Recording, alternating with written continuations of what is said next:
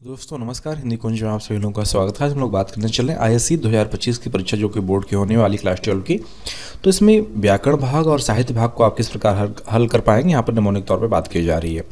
यदि आप हिंदी कुंज चैनल में पहली बार आ रहे हैं तो यूट्यूब पर हिंदी कुंज चैनल को सब्सक्राइब कर लें ताकि आपको हिंदी भाषा साहित्य की उपयोगी जानकारी प्राप्त होती रहे। 2025 की जो परीक्षा है उसका फॉर्मेट 2023 के जो फॉर्मेट में बोर्ड द्वारा उपलब्ध कराया गया था उसके ऑफिशियल वेबसाइट में आप जाइए, वहाँ पे सैम्पल पेपर आपको बोर्ड की तरफ से मिल जाएगा। और जो सैम्पल पेपर में जो फॉर्मेट क्वेश्चन का जो फॉर्मेट आएगा उसी हिसाब से 2025 की परीक्षा में भी आएगा, क्योंकि कोई नया फॉर्मेट बदला है इस बारे में कोई सूचना बोर्ड की तरफ से नहीं दी गई है। तो हिंदी में 3 घंटे का समय, 80 अंकों का पेपर है, आप सभी जानते हैं। 15 मिनट आपको पढ़ने को दिया जाएगा मौका।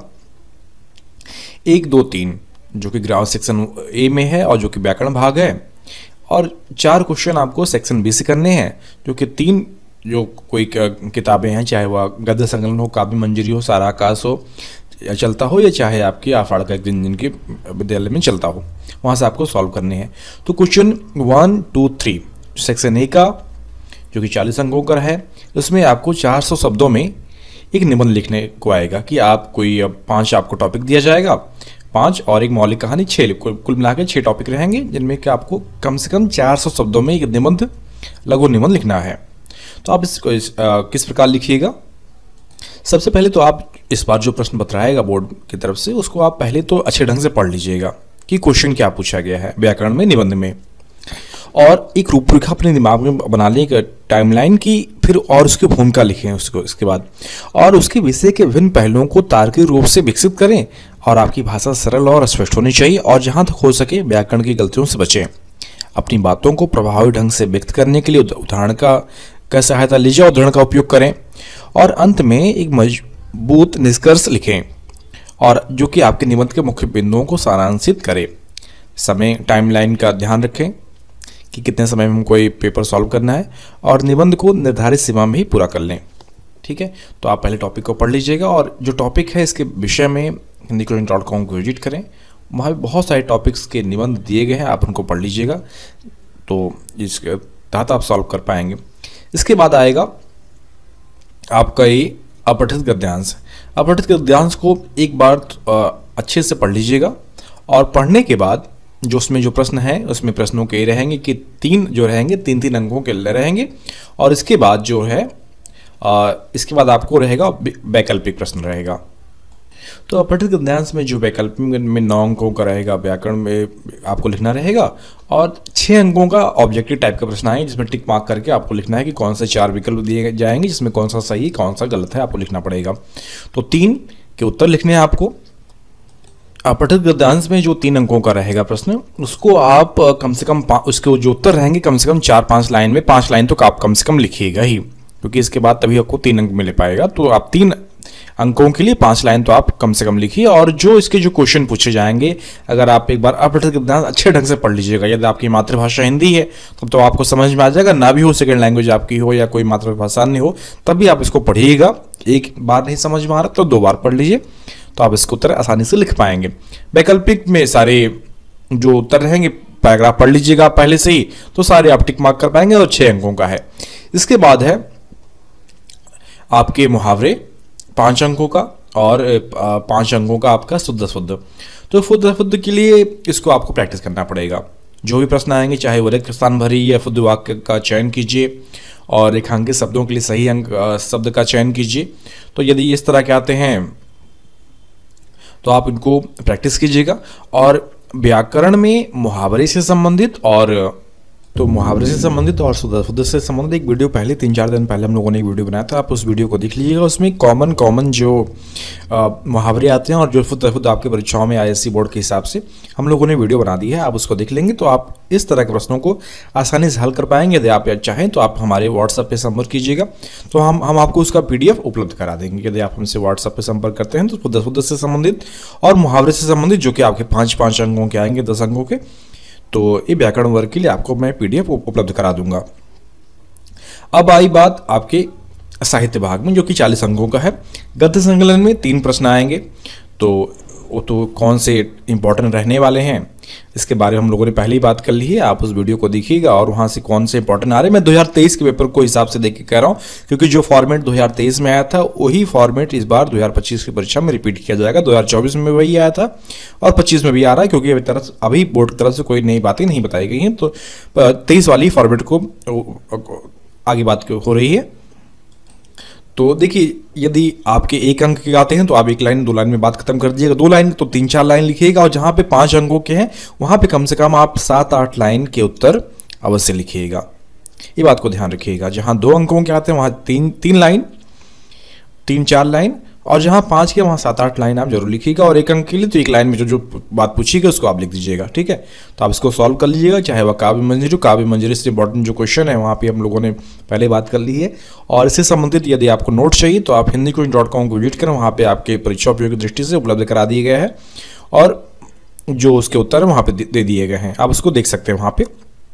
लेकिन हाँ, अब देखिए, जैसे कि यहाँ पे 10 अंकों का है, तो 10 अंकों का जब चाहे वह गद्य संकलन में हो, आषाढ़ का एक दिन हो, सारा आकाश हो, और चाहे काव्य मंजरी हो, 10 अंकों का जब भी प्रश्न आएगा तो आपको कम से कम 2 पेज लिखना ही है। यानी कि 300 से लेके 400 शब्दों तक आपको उसका उत्तर देना ही है, तभी आप 10 में 10 या 8-9 अंक उठा पाएंगे। कम शब्दों में लिखिएगा तो आपको 7-8 कम शब्दों में लिखिएगा तो आपको पूरे अंक नहीं मिलेंगे। और हाँ, सबसे महत्वपूर्ण बात है, आप कुछ भी लिखिए हिंदी में, आपकी हैंड राइटिंग और वर्तनी स्पेलिंग गलती नहीं होनी चाहिए, और हैंड राइटिंग पढ़ने योग्य होनी चाहिए। आपकी भली मातृभाषा हिंदी ना हो, लेकिन वह पढ़ने योग्य हो, कि जो भी अध्यापक आपकी कॉपी चेक कर वह पढ़ सके। तो इस बात को पूरी तरह से ध्यान दीजिएगा, ठीक है। तो 10 अंकों के लिए कम से कम आपको 2 पेज और 300 से लेकर 400 शब्दों तक उत्तर लिखिएगा। तो यही बात आपके सारा आकाश में जो इंपॉर्टेंट क्वेश्चन के बारे में हम लोगों ने बात कर ली है, उसको भी आप वीडियो देख लीजिएगा। नोट चाहिए तो आप hindiquiz.com को विजिट करें, वहाँ पे सारा आकाश से संबंधित जितने भी प्रश्न उत्तर संभावित हैं बोर्ड की उपयोगी दृष्टि से वहाँ पे उपलब्ध करा दिए गए हैं। इसको आप सॉल्व कर सकते हैं। जिन बच्चों का आषाढ़ का एक दिन है वहाँ पे जाके वीडियो देख लीजिए आप हिंदीकुंज चैनल का, या तो आपको नहीं समझ में आ रहा है, और या तो आप जाके टेक्स्ट भी आपको चाहिए, लिखित रूप में चाहिए, तो आप वहाँ जाके देख लीजिएगा, hindiquiz.com को विजिट कीजिएगा, तो वहाँ आपको मिल जाएगा। 10 अंकों के लिए 300 से 400 शब्द, 1 अंक के लिए आप जो लाइन में पूछा गया बस सीधा सीधा उसका उत्तर दीजिए, वहाँ पे कुछ मत कीजिए। 2 अंक के लिए यदि आता है तो 3-4 लाइन, 4 लाइन आप लिख दीजिएगा, अच्छा रहेगा। 2 लाइन या 4 नहीं 3 या 4 लाइन, 4 लाइन लिख दीजिएगा, ठीक रहेगा। 5 अंक के लिए 7-8 लाइन का इस्तेमाल आप कीजिएगा, ठीक है। तो इसको ध्यान रखिएगा, जिसमें सारी बातें आपकी आ जाए, और साहित्यिक भाषा का उपयोग कीजिएगा, इस बात को ध्यान रखिएगा।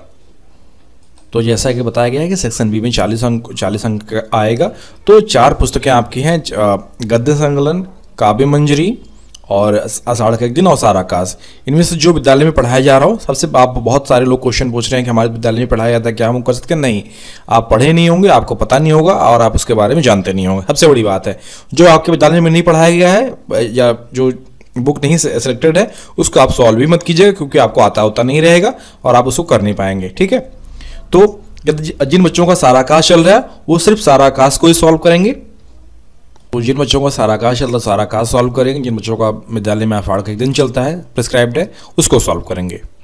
तो इस तरह आपके विद्यालय में जो भी चलता हो, जो टेक्स्ट बुक प्रिस्क्राइब्ड है उसी पढ़िएगा, उसी को सॉल्व कीजिएगा।